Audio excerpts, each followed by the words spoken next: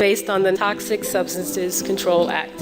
Since 1976, EPA has issued regulations to control only 5 existing chemicals determined to present an unreasonable risk. That is 5 out of almost 80,000 existing chemicals. If EPA has adequate data and wants to protect the public against known risks, the law creates obstacles to quick and effective action. A 2005 study found 287 different chemicals in the cord blood of 10 newborn babies. Our kids are getting steady infusions of industrial chemicals before we even give them solid food.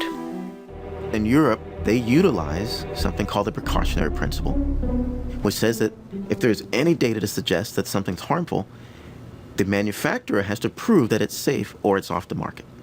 So you're guilty until proven innocent. In the US, it's the opposite. You're innocent until proven guilty. So the company's charged with proving that their compound's bad, otherwise it stays on the market. People assume that there's somebody in the government protecting their water supply, and that's often not the case. One of the most extraordinary examples of that is the most common pesticide sprayed in the United States, atrazine. Atrazine itself is an herbicide, or a weed killer, and it's used on products such as corn. It is the #1 contaminant found in drinking water, and groundwater, and surface water.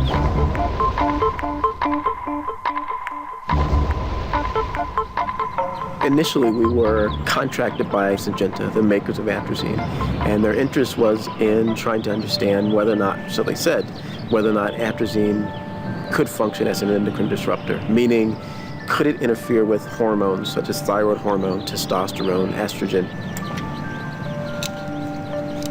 We found that atrazine had a number of effects, but most significantly, atrazine demasculized the exposed male frogs. I would even say chemically castrated. We went on to show that in addition to being demasculized, they were also feminized. So in other words, male amphibians would grow ovaries and even produce eggs. Fish show similar effects. Their sperm counts drop and they start to make egg yolk protein.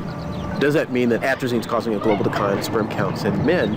Again, the experimental and the epidemiological data suggest that atrazine may play a very significant role. It's also associated with prostate cancer and some of the factories that produce atrazine, as well as with breast cancer and some studies that look at women whose water is contaminated with atrazine. One big concern might be fetuses that, in effect, are living in water.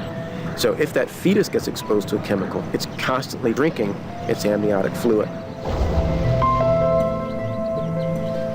In the entire European Union, atrazine has been banned.